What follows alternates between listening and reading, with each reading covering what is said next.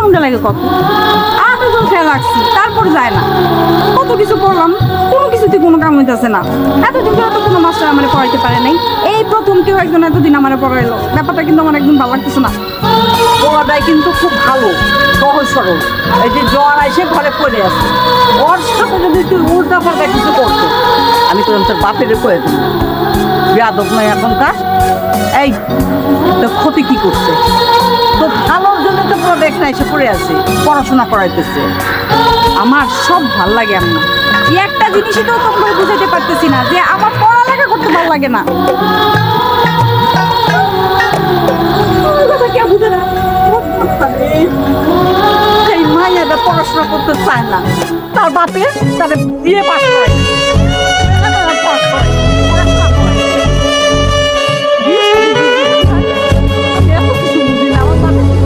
আমার ভালো লাগে না কিন্তু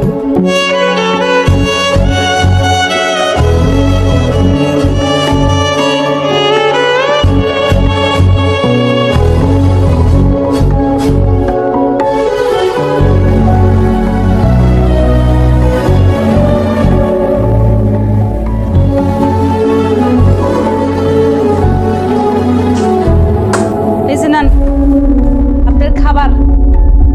আম্মা পাঠাইছে তাড়াতাড়ি খান কষ্ট করে আসা কি দরকার ছিল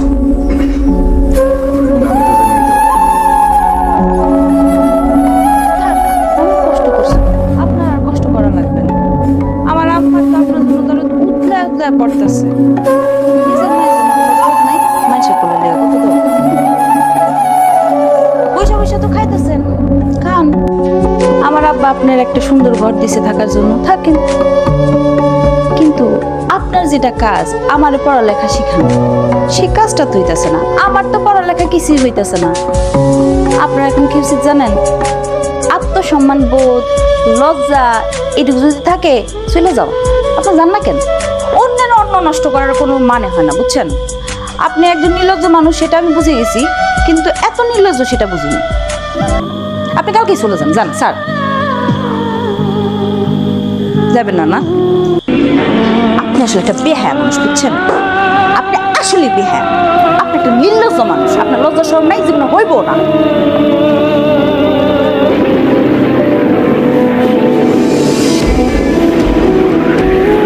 আরে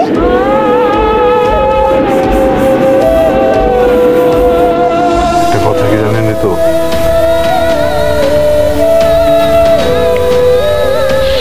অন্ন বস্ত্র বাসস্থান শিক্ষা চিকিৎসা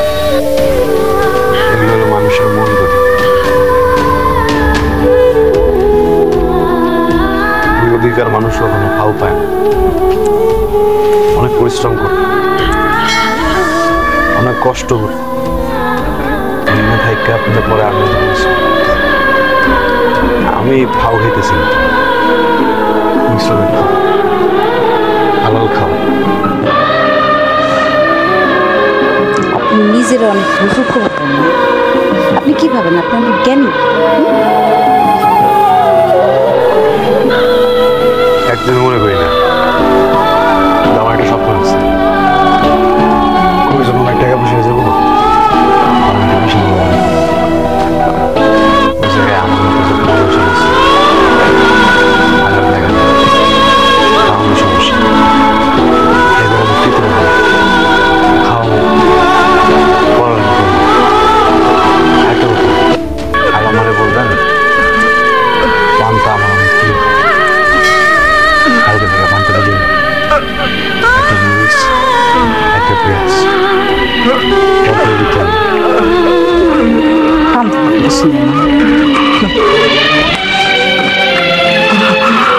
এই খান